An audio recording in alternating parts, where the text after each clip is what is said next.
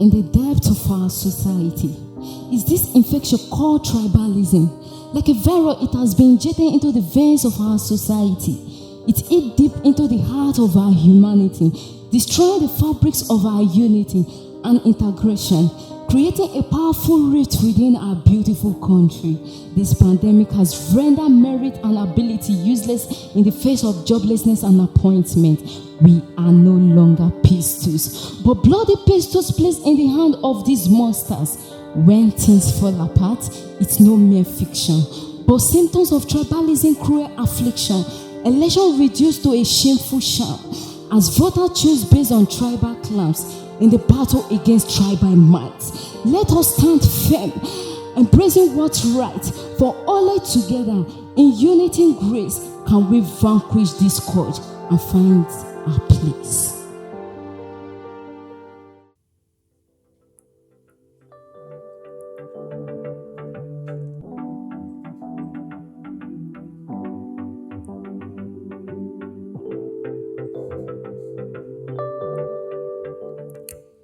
You are welcome again to today's podcast show. Last week we talked about optimism, and today we have come with another beautiful topic to share with you, our great listeners. Before we go into today's topic, I want to appreciate you all, our listeners out there who have been inspiring us on this podcast show. This making us to go into stretch to look for interesting topics to place before you. On behalf of these vigilant crew members, we say we are super grateful over the views, other positive response. Please don't forget to always view, comment, share, and most importantly, subscribe to our YouTube channel and all other social media handles.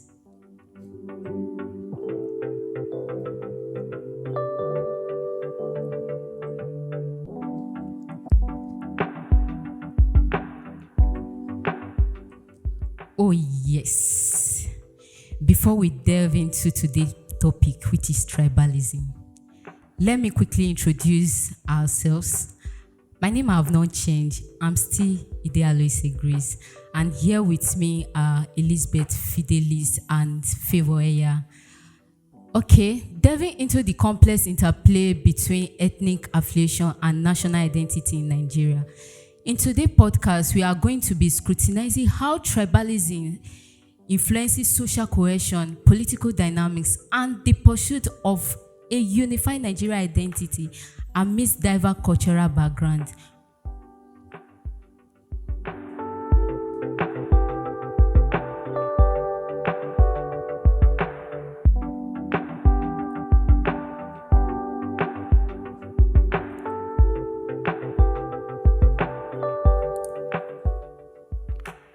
We all know how tribalism have taken pests, like it have been a pest that has eaten the pillars of our togetherness, where great friends are turning into enemies. In politics and in other life generally. Let me start with Favor now. Favor, what do you say about this topic, tribalism? Do you think that we have it's not a topic to be talked about? Why not? Why not? I think that this topic is actually a cool topic because we can't be ignoring things that are eating us up and be chasing after things that are just for fantasies. No, we have the real things that is eating up into the fabric of the country, and one of those is tribalism. So tribalism is a very cliche word in Nigeria. It goes along with ethnicity and the likes. But what baffles me is that when I made my own research about tribalism, I found out that this is actually a good thing, that you're connected to your tribe, that you have a feeling of loyalty to your tribe. Just like what every other thing that we've said about optimism, about drugs. When something gets to a point, some things get to a point and it now becomes a problem. So tribalism has always been a good thing until it entered Nigeria and the context of it all changed. So when you come to to Nigerians' form of tribalism, you find out that it is detrimental to the growth of the country, because people are putting up their communal interests, To humanity tribal self. interests over the interests of the nation as a whole. Oh, yes. To love your tribe, to be loyal to your tribe is a very good thing to do. But when you have to sacrifice the interest or the benefit of the country, Okay. so that's where it now becomes a problem. That is my own 2 cents concerning this issue of tribalism. Okay. Elizabeth, do you have anything to say about this tribalism, this topic? Yeah, this is a nice topic. And tribalism is an emotional and psychological bond and bias shared among people of the same cultural background, race, language. I'm going to explain 2 things from what I just said. I said it's an emotional and psychological bond and bias. When I mean emotional, Favor just explained that. When you see someone that both of you share the same tribe, you're coming from the same place, you speak the same language, there is this emotional bond you have with that person, even if you are just meeting for the first time. Naturally. That's what it's about. Now, when it comes to psychological too, now, for instance, we have the Igbo tribe. Yes. Now, under the Igbo tribe, we have different states. We have Abia, we have Imo. Now, these people have their different languages, but because they all share a central language, now because these people are all like, though we all have our own dialects, we also have our inter-tribes, but because of there is this psychological bond that brings us together, that makes us to say, oh, even if it's from Abia State, we are still Igbo people, so we stand together. Now, coming down to the bias side, where Favor spoke about. Now, there is a bond side of it, there's a bias side of it. That's where loyalty comes in. So tribalism is just like a tribal consciousness and loyalty. Meaning that you get, there's a natural bias that comes when you see someone that comes from the same lineage with you, or both of you share the same heritage, you share the same tribe, or speak the same dialect. So that bias, that loyalty is where the root of the problem is when it comes to tribalism, when you bring it down to Nigeria politics. Okay. Let me quickly ask you this again. Have you experienced anything in one way of the other? We, in an individual, we have experienced tribalism because we move from one ethnic settings to another. So, have you experienced one? Yes, I would say yes, because tribalism is something we see every day of our lives. It's just that we don't pay attention to it because it's like a second skin that has glued itself to us, so we can't tell. If you raise the back of your leg, like the back of your foot now, you find out that there are some skins that grow there, but most times we forget those things. We don't even pay attention because nobody's looking at it. That's how tribalism is right now. And if you check tribalism and racism, they are the same thing. The only thing is that racism is the senior of tribalism. Yes, it's the senior. Yeah. Okay, now, an experience. I would love to share a story because there was a podcast we did and Favor shared a story. I will share that in the course of this episode. But I just want to share my own experience. Growing up in Lagos, a Yoruba state, Lagos is actually a place, a no man land, like they say. That is A so city decent. with diverse people, culture, and all that. The Lagosians But will not agree we with can't that, really though. say that it's not a Yoruba man's land because majority of the people there speak Yoruba language. Now, being an Igbo girl, because people always mistake me for a Yoruba girl, all right? I don't know, maybe I look like one because I'm not dark in complexion. So, and someone's like, what is your name? Elizabeth. So, Elizabeth, that's the way they call the name. And the person is like, are you a Yoruba girl? I said, no, Igbo. So, the moment I just mentioned that I'm an Igbo girl, there's this reaction I get. They are Omo mistreated. Igbo. I want more Igbo. Like, there's this, it's like a sarcastical statement. It's like a ridicule. It's like being an Igbo person is a crime. So, I mean, that is what, for me, I grew up hearing that statement so much. You see Yoruba people gang up and they're like, I want more Igbo, all those, this thing. Any small mistake you make, they don't want to speak to you directly. They want to address your tribe. So, it's like a fallacy, a generalization that because she behaves this way, is their people. So, that's my own experience about tribalism growing up as Favor, can you share any of the experience you have my had? case is quite different. Okay. I've not really have any first-hand experience of tribalism. I would say that's because I grew up in the East, and a great deal of my life has been spent in the East. But sorry, that doesn't negate the fact that tribalism is in existence, and it exists in every nook and cranny of the society. I've not had a first-hand experience, like I said, but I know then when I was in the East, there have been several incidents that would be in the school. I'm talking about primary education now. Okay. Before you know it, our parents are rushing to come and pick us up, and when you come out, people are running helter and skelter. And when you ask, you now realize they will now start telling you that the Igbos and the Hausas, they are fighting, that they say that one Hausa man did, and they now burnt him, and when as my mom or my elder brother will be carrying me out running down the street, we now see the kiosk of those Hausa people being destroyed and brought down, and like that's something tribalism can actually cause. Like, we grew up seeing those things, and you look at an Hausa man differently. We are being honest right now. Growing up, I couldn't look at an Hausa man the same And way. we have one stereotype way of. I would look at, and like, if you give me something and I cannot even collect it and eat. I feel that you are not clean enough or neat enough to give me something to eat. Which is not. Because the Igbo society I grew up in, like, you have to be neat to your fingernails. So we see those Hausa people as very dirty set of people, and I tell you, just an assumption. I know most of them that live like very good hygienic life. So that is my own case of tribalism. Okay, we are talking about. I think what we are focusing now is we are talking about diverse ethnicity intertwined. But do you know that even within an ethnic group, maybe Igbos, I stayed in Delta. Let me just say I once stayed in Delta when I was there, and they have Igbo speaking people, set of people in Delta, which is the Delta Igbos. Yes.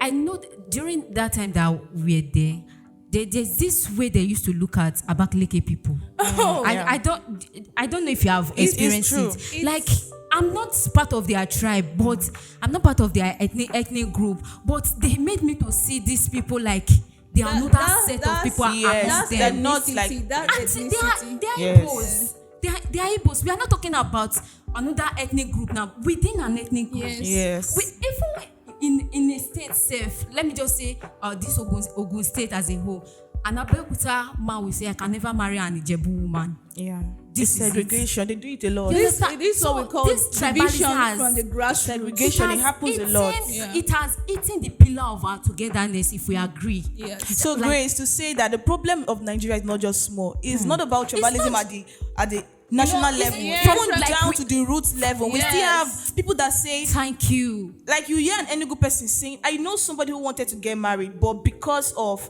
the girl is from Anambra State, our family is like, you can't marry from Enugu. I'm like, many relationship has been broken because of that. You don't know if maybe that is where the person that will give you the peace of mind, or that will catapult you to that peak of your destination. And we see that because of this tribalism, we now become a slave to tribalism, if I'm not wrong about it. So this take me down to this question. What has tribalism cost us in this country? Because it has really cost us so many things. Just you are already stating it one after the other, but I want you to give more heat about it. It has cost us so many things. Even to our humanity, it has cost us. So can you just give us a highlight about it? Yes, let me go first. Tribalism creates an identity. What I mean by that is, take for instance, Favor just gave an example. She said, growing up, she had this notion that Hausa people are dirty people. Now, even if she happens to meet someone who is not dirty, an identity has been created for those people. They've been stereotyped. Growing up, you heard that an Igbo man likes money, he's crafty, don't do business with him. Now, even if you meet an honest Igbo man, there has been this identity that has been created. That a lot of tribes have their identity. You hear Warri people, oh, these ones, they like war. I mean, you hear Benin, sorry to say, you hear witchcraft. You like different tribes. Yoruba people, you hear a lot of things. Now, this tribalism has created identity for us. And because we have this identity, one thing it has cost us is that it has made us to make wrong judgments in selecting leaders. Okay. And a big example is what transpired last year in the February 25th election. People made the choice based on it is our person, Emiloko, it is our turn to rule. There are many instances where Nigerians should have gotten freedom or liberty from slavery, from oppression, or from what they are suffering. But this tribalism, like the identity it has carved on us, it has made a very strong impression. So instead of people to follow what is right, they will rather stick. Like I said when I defined tribalism, I said tribalism is an emotional bias. So there's this loyalty that comes and says he's my person if I don't support him. I saw something on Twitter about this obedience movement. The guy said if you support any party that is not Labour Party, it means that you are not even a member of this thing. He mentioned something like anti-party something. I can't really recall. Now you can see that if somebody have that kind of impression, bring it down to now. Your tribe, somebody in your tribe is competing or is contesting for a political position. Now there's this bias or loyalty that comes in and you want to vote that person in. It has cost us a lot and we are suffering the repercussion of that action. Another thing I would say is strive and hate. Strive and hate. If you check very well that majority of the communal wars, clashes, destruction of properties, vandalization and all that is traceable to the fact that an Igbo man stepped on a Yoruba man or an Igbo, there has to be that two tribes are contradicting here and they are fighting. That's what's happening. No tolerance. They can't. Like you will see it and you'll be wondering, and war in this country is traceable to this. Strive and hate. You start hating someone you're not supposed to hate, all because you have this notion of them. And lastly, I would say it has made us to give our nation to wicked criminals. I was listening to yesterday. I was listening to Peter Obi speaking, and he mentioned something about we have to root out the criminals in this country. Now, how do we root out the criminals in this country when these criminals are people who are very smart and they understand? I don't want to say this. I was going to skip this letter, but let me say it. How do we root out these criminals who understand that tribalism is good? Let me just make, like what I said in the last episode, the same way optimism is used by these people, tribalism is also good for them. They need it. They need tribalism. They strive on it. In fact, if you check so many conflict that happens between this political party, it is based on tribalism. The other day, I think people were talking about Edo and all those things, and like this zone has to be the one that would these people, they use all those things, and we have carried our nation, we have wrapped it like a gift and gave it to wicked people. And everything is traceable to the fact that you want to spite an Igbo man. You don't want a Yoruba man to be here when you know he's the person for the job. So I think these are the major three things I can highlight for now that tribalism has cost us in this country. Okay, you have said a lot about the political aspect about this what it has cost to our political settings. Favor, can we make you have what, like, to humanity, individual lives, what it has cost us? Okay, let me start by saying that the last time I had a similar discussion with Elizabeth on this topic, tribalism. Yes, I said something about Lugard, and it's quite funny. I said that, okay, yes, we've come to an agreement that the nation, the togetherness of this country, is a geographical mistake made by Lord Lugard. Yes, let's be honest, yes. But then, how long are we going to continue living up to his mistake? Abraham Lincoln said something when America was in a similar mess. He said that a house divided against itself cannot work. So the earlier Nigerians realized that we need to be united for things to work out, the better for us. That being said, I will now go to the odds of tribalism, what tribalism has caused us. The first is that it creates unnecessary tension. Like what I said, imagine that school children, we are just in school, you are just counting your ABC, the next thing your parents will just carry you, boom, everybody is just running for no reason. You come out to the street, people are running helter-skelter. What happened? Hausa man, Igbo man, they fight. Whereas when an Igbo man and an Igbo man fight, it's considered normal. So why do you have to see an Hausa man and an Igbo man fighting differently? To the extent that it can lead to tension, that the whole street, everywhere, I stayed in Onitsha, so the whole of Onitsha now is, and these rumors, they fly so easily. Before you know it, it has gotten to the whole of the town, and everybody... It disturbs the peace of the society. So from that unnecessary tension, that's where you now generate rumors. And from rumors, you start getting cases of violence. Because like I told you, you see an innocent Hausa man thriving on his own, trying to raise his family, the wife and 12 children, anyone. And you go and destroy his cures, beat him even if you meet him there. What's the reason for that? Because Hausa Igbo, they fight. It's normal to fight. That's how the society is being strategized, that you have to fight in order for man to thrive. So if an Igbo man and an Igbo man can fight, why won't an Igbo man and an Hausa man fight? Why do you have to see it differently? And from that violence, in the bigger picture, we now start seeing things like displacements.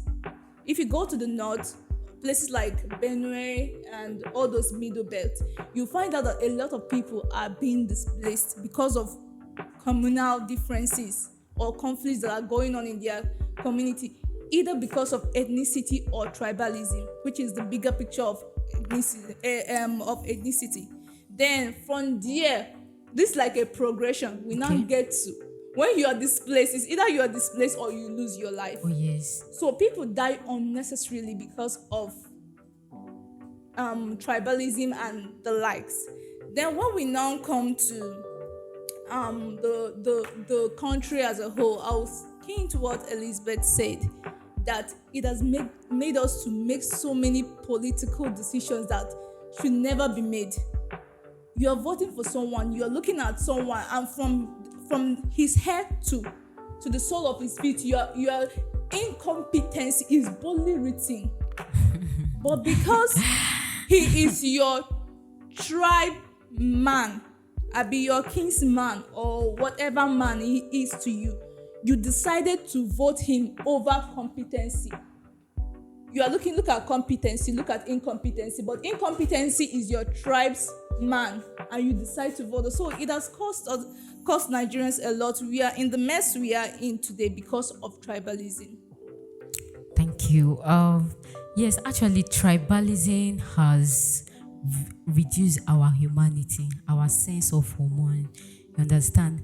I let me just quickly bring up this story. A lady was telling me sometimes back that she was looking for a house, and she actually meets this landlady. Okay, the landlady, she have paid for the house, she liked the house, and she paid for it. They've negotiated all they have to negotiate, and she left. Maybe she dropped her phone number. After some hours, the woman called. She said, "Oh, sorry, my dear, I forgot to ask where are you from. The lady said, "I'm a Yoruba girl." And the woman said, "Oh, sorry, I can't give my house to a Yoruba person." You can see what tribalism, like what cohesion does. You giving a house, because we have already given every ethnicity some stereotype names. Yes. Igbos, maybe they are money. very corny. They love money. They love money. Yorubas, maybe a lady will say, "I don't want a Yoruba person in my house because they are dirty." And you can actually see some clean Yorubas there. They get sense. Outsiders, You can easily deceive them. you understand? They are gullible. They are unnecessary An identity stereotype that is not even. that is not even, you get. So this is what tribalism has really caused into our society today. So that brings me to this question. Like, okay, I still have to ask you, what's like the causes of tribalism? Because we have been talking about tribalism and what and it has cost us. So let's see what the real causes, so that we know what is the solution that we are going to give about it. So what do you think is the causes of tribalism? Okay, so Favor, you can go first. Okay, I think the first cause rather of tribalism is lies that we are put up for the sake of propaganda. You grew up and they told you something. And as a child, whatever you inculcate in a child is what he or she grows up with. And it will be very, very hard for you to change it. So imagine that you grew up in an Igbo family, and they told you one story. In your village, your town, your community, they told you one story about this particular tribe. And it's not even your own experience, so they told you. Nothing concerns They you. told you don't even know. It might even be your forefathers that were at the wrong, but because they have told you that story, you carry that mindset as long as you live. Nobody can even tell you otherwise. But these things are lies that we are being told for propaganda's sake, and you have to carry it. And once you see anybody from that particular place that you were told bad about, you just hate them for no reason. You don't even want to do anything with them because they are cheats. They are not good people to do business with. They are going to cut away with your money, and you already have that mindset. But you don't know that these things are actually lies. You don't even want to give them room to make it benefit another reason themselves. that is attached to the first that I've mentioned is inherited grievances. Okay. They did our forefathers during the Biafran War. You understand? What Gowon did to Ojukwu, all those stories, you just feel like, oh, they hated us. We just wanted to leave. We just wanted Biafra, and they stopped us. They bombed us. They killed so Igbos in Delta. Murtala Mohammed did so did. Whereas you were not even there. Though most of those things might not be lies, but okay, what about you? You are just a new generation, and you are living your life depending on the stories of the past generation, and it's affecting your future, but you don't want to see it. They wronged your father, they killed your whole community. Now only your papa remained, and they started a new life. You just inherited the grievance and you moved on with it. And once you see people, other Nigerian tribes, see they are part of the people that restricted us from getting Biafra. And because of that, I'm just using Biafra because I'm talking from my own personal experience, and because of that you tend to now hate them. Another one of it is political exploitation. This one is familiar with people in the Niger Delta. If you go there, we have cases of militant activities and Niger militants. Those things are because they felt, sorry, I have to cough. They felt that the government, that Nigeria as a whole exploited them, and they are living on their crude oil, but you don't want to give them anything. So from there, they have grown. If they see you are a stranger in that part of the world, you automatically you are their enemy, because you people are the ones gaining from their oil, and they are here doing illegal mining, dying at one point or the other, and their water is being contaminated because of your sake. Only for those reasons alone, they don't like you, and they don't want you. They don't want any stranger that they see, white, black, they just assume that you are here because of our them. or you, if we didn't have all of those things, you will not be here. So you want us because you want our crude oil. So these are my very little. Oh yes, it's very explained and it's very illustrated. Elizabeth, why do you think people are being tribalistic? Yeah, before I start to give my own quota of the causes I think contribute to tribalism in Nigeria, I want to say it feels like we are just clones. Like, we have been cloned to just, act out a script somebody has written somewhere in his room, laughing. They are doing what I figured they would do. And talking about causes of a problem, if you want to find the cause of a problem, you need to trace it down to the root. Favor has already given a very good background. Tribalism is traceable down to everything that brought about the independence of this country. If you check those times when our forefathers, the likes of Nnamdi Azikiwe, Obafemi Awolowo, S.L. Akintola, if you find that these people also had issues based on the fact that they were from different tribes, and so they couldn't flow together. So it is traceable from that period. And like Favor made a reference to what Lord Lucas said, I don't know what inspired him to actually bring that much kind of people with varying ethnicity together and say, let's name them Nigeria. It was like just forcing an identity on us without asking us, hey, do you want to stay here, John? I'm like, yes. It's just like, it's just like, we're all forced. Igbo, do you like them? It's just like, and we're not educated. So the lack of education was one of the things that made us stay to this point. So one of the root causes is traceable to everything that brought about the independence of this country. It has been something that has been there right from time. And if you check it, what led to those people clash is the fact that they all had varying interests. They all had different opinions. And one of those things that caused tribalism is the fact that we don't see eye to eye on issues. And people in the course of arguing things, people now forget the fact that they are arguing with themselves and now bringing, it's because she's an Igbo person, that's why she's saying this.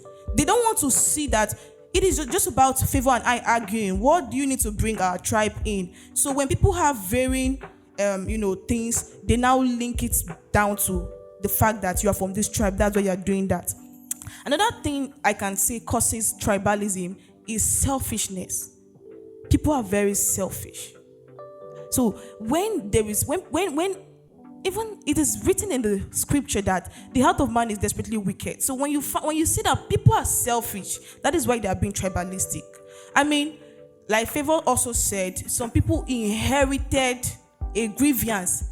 I mean, something that happened to your previous generation, you were not there. I still see people today that make reference to the Biafra video and war, and they're like, this is what our fathers suffered, and all those and stuff like that. People keep bringing those things. Number one, you were not there.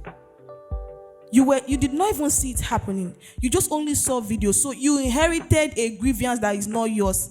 And with the whole problem in Nigeria currently, I see no reason why somebody should be inheriting a grievance. It's just like double wahala. So selfishness is why people are tribalistic, because of selfish interest. What you stand to gain if you stand with your tribe man, if you stand with him. Okay, let's take for instance, you came to a place and all of a sudden you see a Yoruba person and an Igbo person arguing and fighting over a spilled market. The Yoruba person is like, you must pay. The Igbo is like, I'm not the word, and you come in. Somebody is hoping, a sensible person has stepped in. If we just explain this matter, he or she will settle it.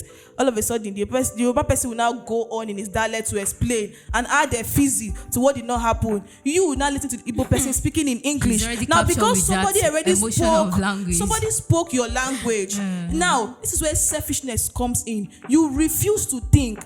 I stated the definition. I said it's an emotional and psychological bias. Your brain will now it will disconnect. The fact that the person just spoke your language, you will now be like, hey, Auntie Igbo, it's not like that. You support somebody who spoke your language.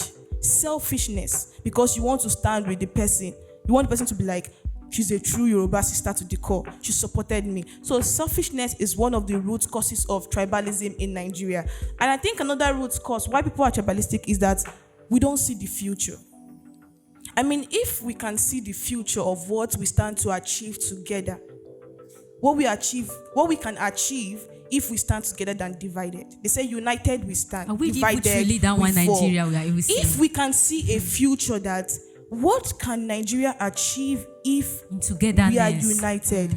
If we remove, she's an Igbo, she's a Yoruba, she's from Ijo, she's from this, she's from Tiv, she's from Nupe. If we can remove those people's identity and address them as, this is this person, what can we achieve? So one thing that is causing people to be tribalistic is that we refuse to see the future we can achieve together.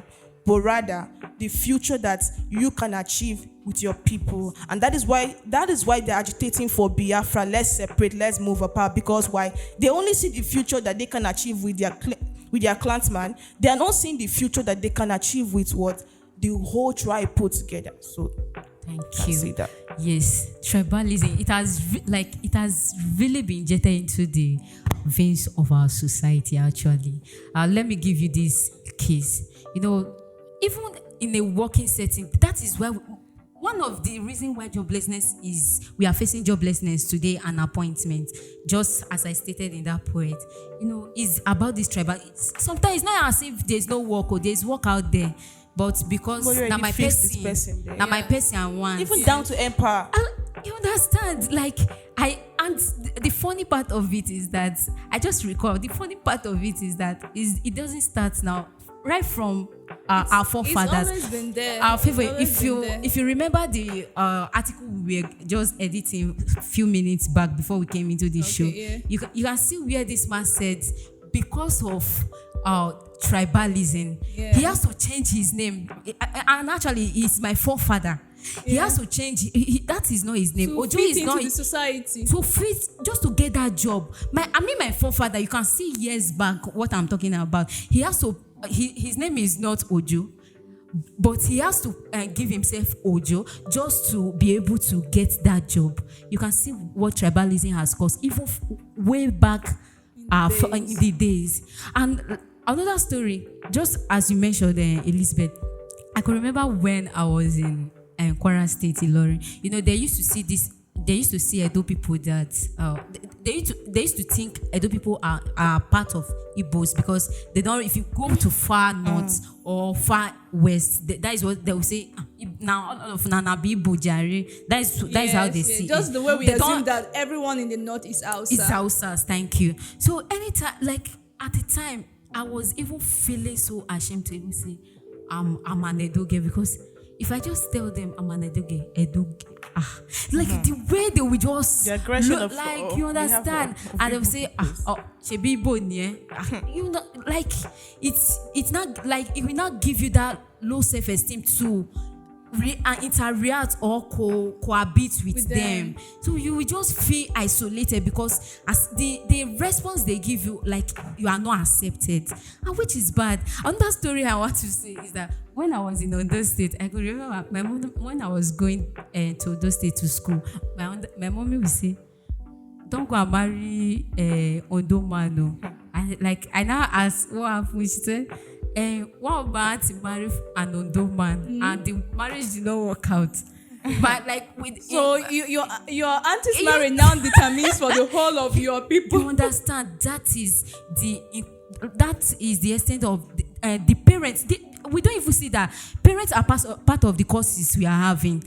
You inculcate some ideology that children don't even need to have. They are not even and real. we as a youth, or we as a learned person, or educational generation, we don't even see reasons why we should put away tribalism. We still keep on driving into the tray of this tribalism. Oh, my mommy said it, my father said no, we must not. And you don't know there is an avenue for you to educate them that no, it happened in your time. This is our generation. So that is it. So that takes me to another questions of the day. Can tribalism be done? Because we talk about how it has affected our political selecting of leaders. So can it be done? Can we purposely achieve good government if this tribalism is still facing us like this? We are still holding on to it. Can we achieve a good government? You're asking if we can be done away with it. Can we just push this tribalism out of the system to have a good government? Let me be optimistic. It is possible, but currently unachievable with the political climate we have in Nigeria. Tribalism is a strategic tool deployed by politicians and political aspirants to create division and constructing opinions, highlighting one tribe as a threat over another. Making reference to what happened last year, I will still say it. Tribalism right now, we cannot, I don't even think it's something that we can fight against, because politicians need it. We need that division, is what you need to make election not work, to make sure there is fight at the polling units, to ensure that there is thuggery activities. I mean, why would I even agree to be a thug if it's not that the person who is the candidate of this party is a Yoruba person and I'm an Igbo person?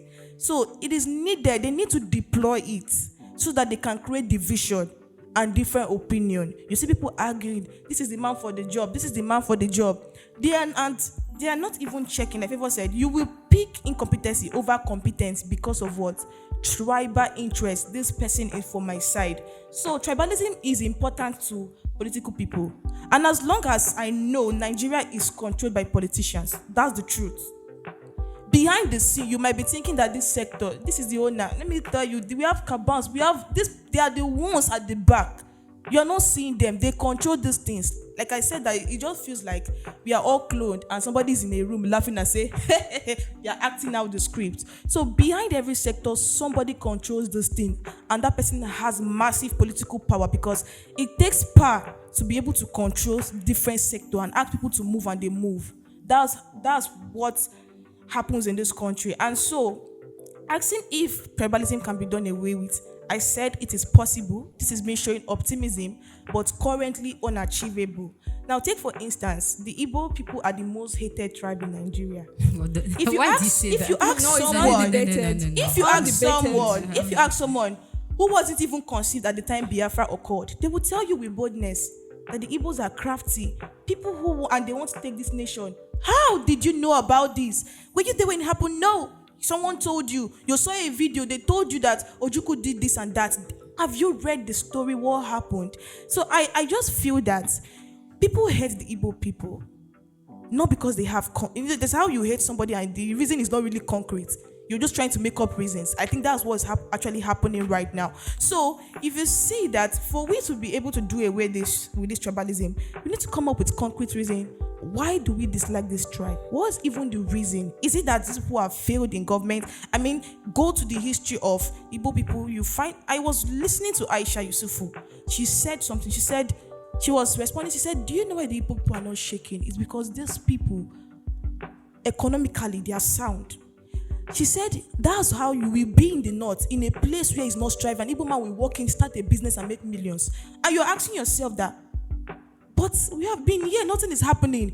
That's one thing about them, the ability to cite opportunities. Now, going down to the Yoruba place, you find that the Yoruba people are very extremely intelligent. They're one of the most brilliant people. I can tell you of many Yoruba people today who are international awardees, and they are Yoruba people. Yeah, they are very smart when it comes to things like this. I mean, when you go to the Hausa part, believe me, people don't want to agree, but Hausa people are one of the most creative people. I can tell you.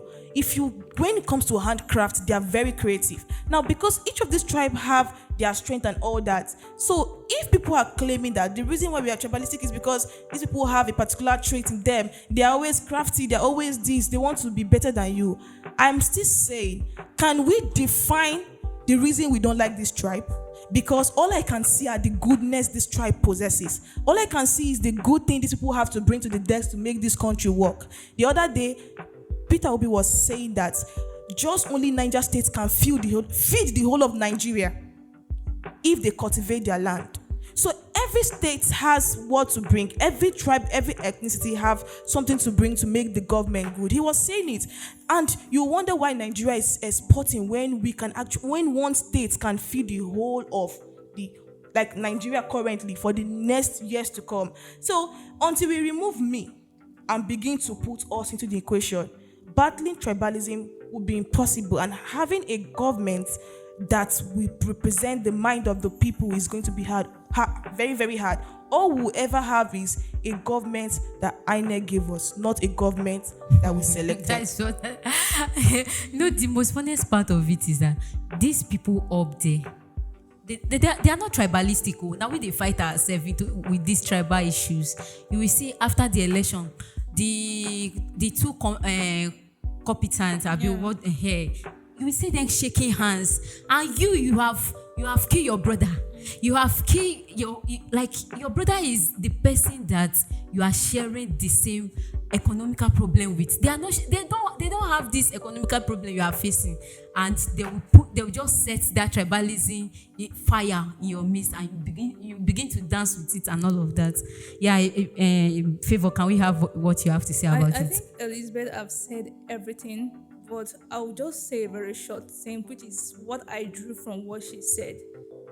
We can achieve a good government when tribalism is being done away with, because tribalism makes you to see only the weaknesses of each tribe. What do you have against an Igbo man? They love money. What do you have against an Hausa man? They don't get sense. What do you have against Yoruba person? They are just rubbish, useless excuses.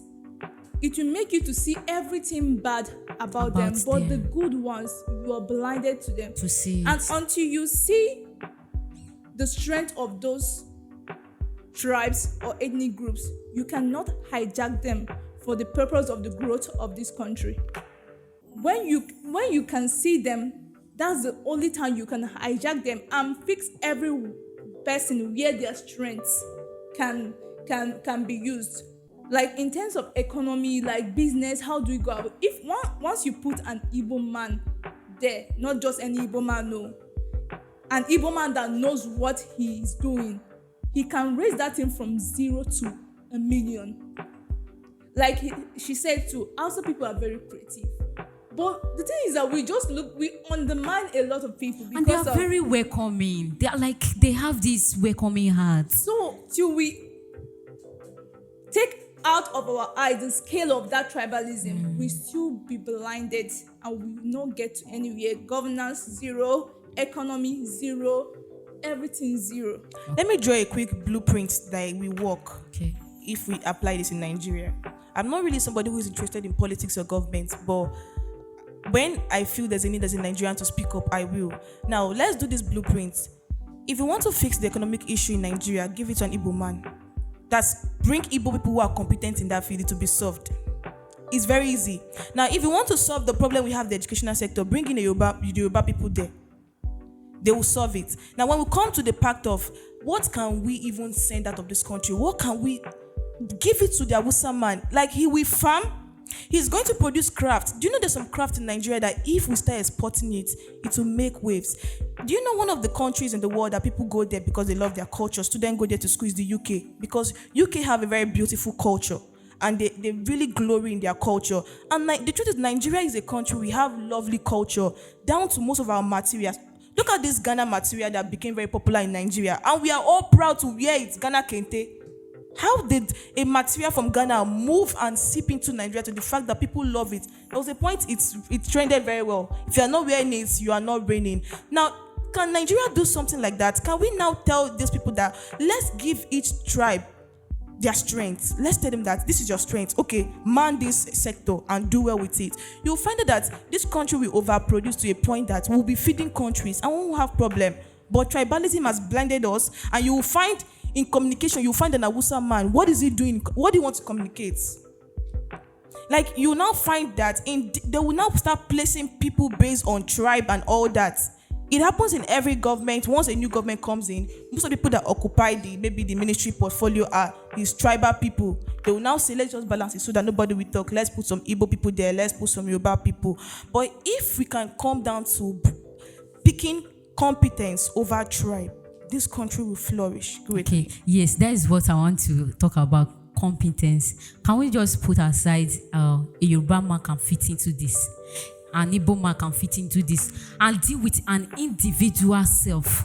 If I'm if I'm a Yoruba girl and I can handle a business sector, then let me go. Then if an Hausa man, just as maybe the person is good in. Have you seen an educated Hausa before? They are so good. When I say they are so good, so if they are good in communication ministry, let just remove these tribal issues of it. That is what I have to say, and that goes that take us down to, can education and awareness rather can education and awareness campaign effectively migrate tribalism in Nigeria? Can it? Yes. The answer, Can it? Can the it? simple answer Okay.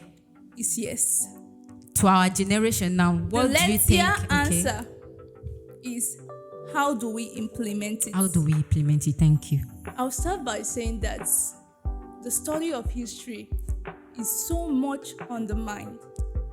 Studying history in primary education, secondary schools, it's been okay. Let me take it back to, let me say 15, 20 years ago. History was a compulsory subject in both primary and secondary school. It got to a point they removed it from primary schools and limited it to secondary schools. It got to a point they scrapped it out. And the thing is that, just like what we say in Nigeria, things are happening, but nobody is asking, why is this happening? Because they know that history is a great tool. When you know your history, nobody can come and tell you. Nobody can tell you about your history. Yes. Because if you allow another person to tell you your history, he will put lies and everything, and you will live by that. But when you know your history by yourself, no person can deceive you or tell you another story. Why am I suggesting the study of history in education? I'm talking about education now. History tells you about a lot. I studied history for 5 years in school, and I can't boast enough of the things that I know. And when even elders, educated people, when they are talking, I just ask you, who told you? Where is you have reason to ask. I'll ask you, where did you? Why? Where is your source? When? And you find out that those people, they don't have any. Now person tell person will tell me where say tell like some rubbish analysis from God knows where. And I'll tell you the simple thing. I'll tell you if I don't want to talk much. I'll tell you. Have you read so thing? Because why am I saying this? A lot of stories that we've been told in this very country, a lot of stories, simple lies that we've been they fed us with lies. The other time, there was an argument about the Biafran War, how it started, and some people they just wanted to go and dig up Chukwumanzogu from the grave and kill him for a second time. And the simple question I asked, so okay, Nzogu did it by himself alone, carried the whole army, go and kill your premier. Does it make sense to you that Nzogu rose? And like I told them, I ended up by telling them that it's because you don't know. They told you. Your father told you or your neighbor told you, but you have never really sat down and gathered books and read this one, read the other one, and try to connect things together. When you connect those dots, you realize that you've been lied. And why am I hitting this point? If you touch anybody in Nigeria, one of the reasons that they will tell you that they hate this particular tribe is because they gathered and killed their premier and they left Nnamdi Azikiwe. That they told Nnamdi Azikiwe and told him to leave out, but it doesn't make sense because you don't even know what actually happened. So, but when people are being taught history, through history, they will get to know that, oh, this thing didn't even actually happen this way. Look at how it happened. And those propaganda and everything gets dissolved. The second one is civic education. Civic education teaches you how to love your country. When you are training a child, like in school, you're telling him or her like every good thing about Nigeria. Our anthem, our coat of arms, our flag, tell them like beautiful, beautiful things about Nigeria. And then at the other side, you tell them the bad things and what caused the bad things so they can actually avoid those ones. So when the study of civic education in both primary and secondary goes a long way to make children mostly to love the country, to love Nigeria, and not see themselves as Igbo, I'm Yoruba, and this person, I'm just Nigerian. They love the country. And when you love a country, you can hardly do anything that will cost the happiness of everybody. Then another plus for education is that when you are educated, you cannot believe in anything. You don't believe any rumor that flies. You will try to see, okay, who brought this news? Who is your source? Just like I said, how did you get to know? What made you think that some rumors that we see? That's why you go to platforms like Twitter, and mainly Twitter, because that's where we discuss politics, and you see people that will question. You post some things and you see people that will question you. It's because they have the power of education. But an educated person tends to believe whatever he or she has been told.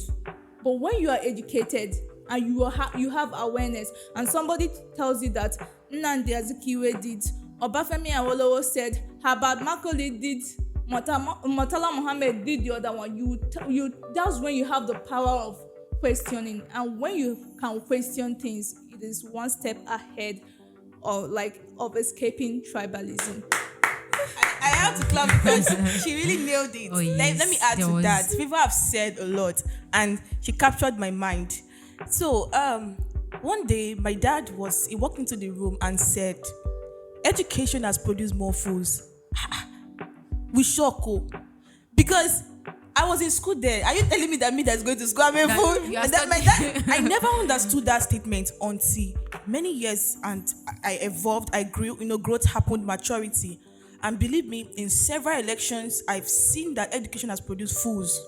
And that's because the system of people believe education is about going to school and learning the book. As long as I know what's written in the book, I'm educated. But education is access to information and power. My favorite said, education means question everything hook, line, and sinker. Who said this? Education should give you the confidence to question even your father. Why did he say so? People just swallow in things. And I feel that Nigerian generation, this current generation, we're a victim of what an elder see by sitting down. A child cannot see the climb by the roko tree. We are a victim no, to be sincere, we're a victim of that statement. And so our fathers want to tell us that, what do you mean? What an elder can see while sitting down. We need to tell them, Father, education has brought a ladder. If I climb it, what you see, what you are seeing, I will see more than it. Because education has opened a pathway whereby we should not swallow everything we hear people say. And accept. You need to ask questions. That is what education is about.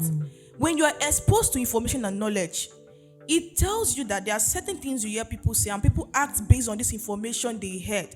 Ask yourself, is this right? Education should, and if truly we are asking a question that can education be able to, help in a way to, reduce tribalism, the answer is a big yes. Oh yes, education can really help. They've already gave instances of how it can help by, introducing civic and all that. It's so funny that you ask a premises or leave premises GS3, who was the past governor. Most of them don't even know the governor of their own state. So that's how bad it is. So if they can bring it to the curriculum, they can bring in history back, civics and all that history that can help these people to have this fact down. And one thing I love about the generation of today is that what their auntie said is the superior thing over what their mommy is saying. I don't know if you've had that instance. Yeah. Mommy, my auntie said, and that's the power that teachers have. So imagine in a situation whereby we have a teacher who is not being tribalistic now and is teaching them what really happened and telling them this will happen. So don't hate your Igbo brother or this or that. It will have an impact in this young child growing up. He or she is going to grow up because he or she has received information that this war happened, but no tribe is to be blamed. It is war. It's what is meant to happen. So that child will grow up into a youth who can make right decision. So anytime there's a need to elect somebody, he will not make it based on tribalistic interest, but because he or she has knowledge that is the most competent person. I will still say it that a proof that education can heal tribalism, like you said, is a pest, is a good pesticide to kill that pest, is what happened in the February 25th election. A lot of youth came out. I mean, despite their tribe, despite the differences, everybody had one person they wanted to vote for. Nobody was looking at, it's not my tribe man. Nobody was looking at, he doesn't speak my language. Education made us to look at competence. So I am saying it is possible if education can go down to the down to its root, that's the fundamental stage. Young people, if we can have classes where we tell them stories, historical stories, all those children, tell them about this and stuff like that, telling them that, oh, do you know that the Yoruba man, paint the good deeds of these people. What the Obafemi Awolowo do that contributed to this? Don't just say it was only Nnamdi Azikiwe. No, let it be that these people came together.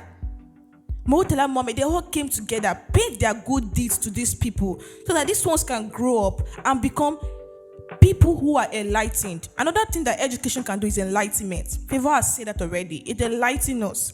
It helps us to have access to the right information. And I believe with that, we will have a generation of people who are not tribalistic. I think the only tribalism we will not be fighting is our parents, who I know that they will die soon. And it is the old generation that is causing this problem.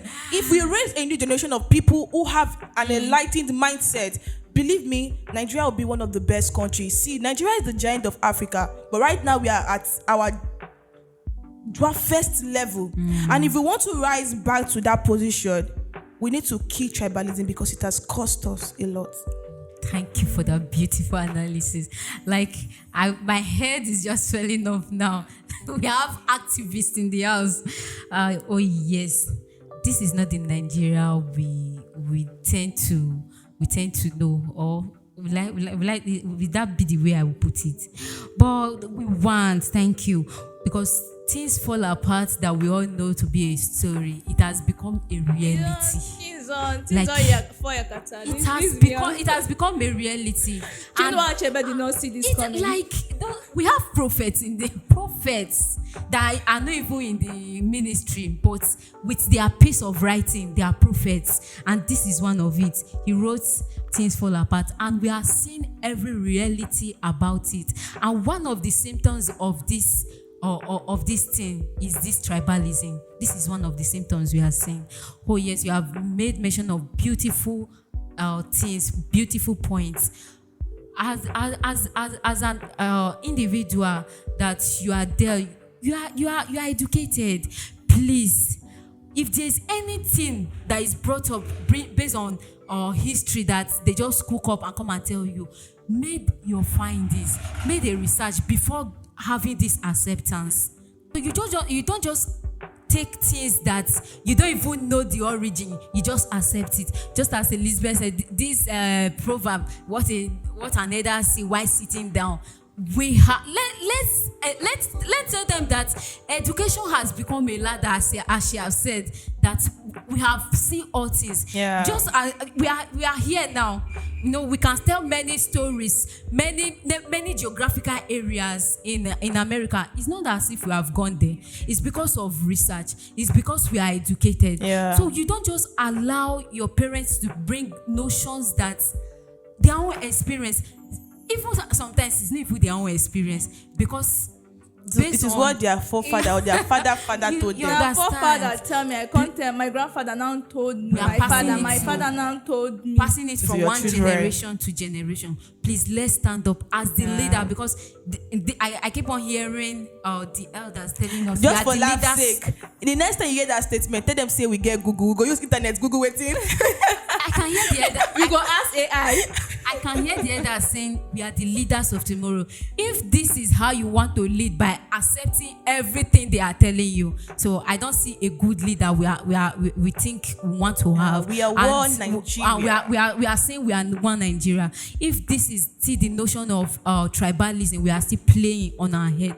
We can't acquire that one Nigeria. So this brings us to the final questions of today. What are the prospects? What are the prospects of a united Nigeria? So, what are the prospects of a united Nigeria in this phase of the ongoing tribalism? You're talking about the way forward. Yes, the way forward. One of the way forward is inclusive governance. It's not your government.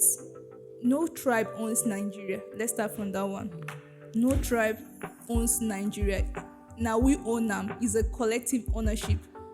So I don't believe in a government that is being run by a particular tribe. it gives like it sends threats. Yeah. Why is it just these people that are there? Normally, as a human being, you feel threatened. So once we start practicing inclusive government, when each tribe has one man representing them there, you are sure like there is a confidence that you have that your tribe's man We still go there. is there. You feel like, oh, we are even involved in the government. I have honorable so sitting in so place.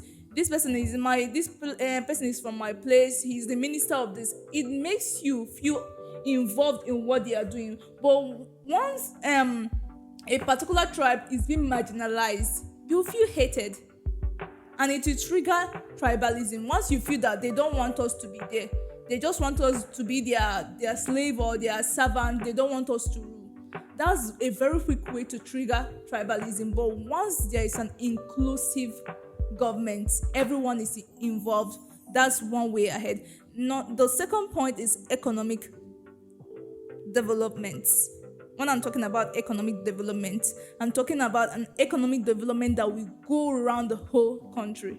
I think the country should work towards that. Okay, I think the only developed states in Nigeria, Lagos, Abuja, oh God, you need to go to the north and see where people are living. So those people, they feel that the government don't have them in heart. We are just outcasts. They don't even, development can never reach their side. That's the thought that they have. But imagine that every part of this country, let me just say 80 to 85% is being developed. Everybody will be happy. At least they touched my own land. The government remembered us. And once you are happy, when you are happy, you will hardly think about hatred or tribalism.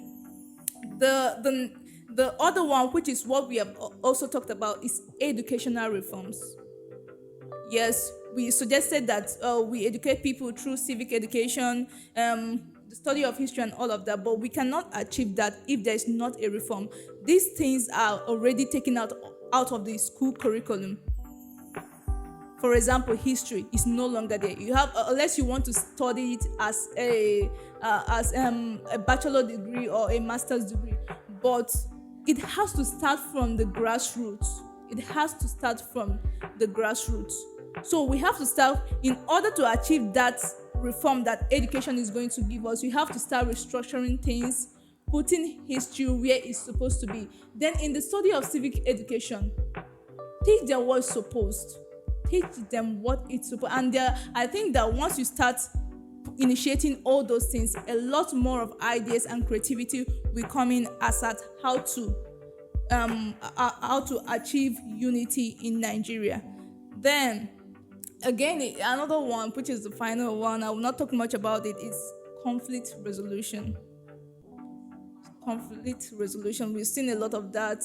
We've seen the herders farmers clash, all those things, that the government just ignoring those people. You make them feel that they don't even, it boils down to, they don't even have us in mind. People are suffering, their farms are being taken away from them from other ethnicity or tribe, and the government is not doing anything in order to manage such conflicts, and it will escalate to the extent that those people become misplaced in your own country. You are now a refugee in your own country. So all those things are what triggers tribalism. So in order to achieve tribalism, let me just give a rundown. Number 1, inclusive governance. 2, economic development that will go around the country. 3 is educational reform. And the final one is conflict resolution mechanisms, good ones. Thank you. Elizabeth, do you have anything to say? People have actually said everything.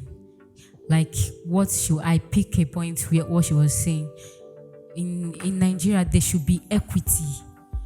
Every resources should circulate every ethnic division. So it should not be one development is just going one-sided. Just as you mentioned, you said Lagos. What and yes, we are all. Let me say, if you develop only Lagos, everybody will want to be in Lagos. And And do you one know thing how they don't know that choking is that Lagos is now? Because they see that it's, overpopulation will make you to start thinking what you're not supposed to think. you understand. So let there be equity. And I see part of our constitution. I did not see it there that an Igbo man, it must be an Igbo man must rule maybe an Igbo state. Let's not even go there. So I don't even think not, it's achievable in Nigeria. that is where we are here. You wake up but one it's day. not part of the constitution. But because of this tribalism, it has bring all about that. Before you can contest in a setting, in as much I'm a resident of that state, I have lived there for so many years. I think I have the right. It's not part of the constitution, but because of this tribalism that I have set in, we now begin to be tribalistic about all of these things. So this is the and for we teachers, I think you said teachers and parents actually, they are one of the basic tools to be used to tackle this tribalism. You as a teacher out there, you are already teaching a child to go out there, how they are going to be relating, just like about civic, about other subjects, social study, how they socialize with their. Sorry, let me say something. There's one funny thing that they do in Nigerian secondary school. You are teaching me government today. Teach me the parliamentary system of government. United States. What thing concern me is that government should not be. We teach a lot of irrelevant things. You will be studying government from SS1 to JS3. Before you see something Nigerian connected, they will be teaching you things that are unconnected. So that's this educational reform. They should take it very, very seriously. And let me drop this one. This one is for you, Lord Lugard. Now, for great beyond, all of us go settle down. But for the meantime, we go there go. Thank you for having us in this show today and staying with us as ever. Thank you very much, and I hope you have a beautiful moment with us. I'm going to be listening to this podcast today, Tribalism. So be an instrument of change over tribalism. That's all we have for you, and don't tear the fabrics of our unity. Don't be another pest that is eating our pillar of unity. Don't be a problem to it. Instead, be a solution. That is why we are here today.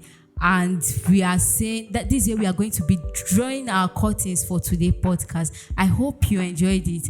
And next time, we are going to be bringing another beautiful episode again. So today we are going to be saying bye. Have a nice day, people.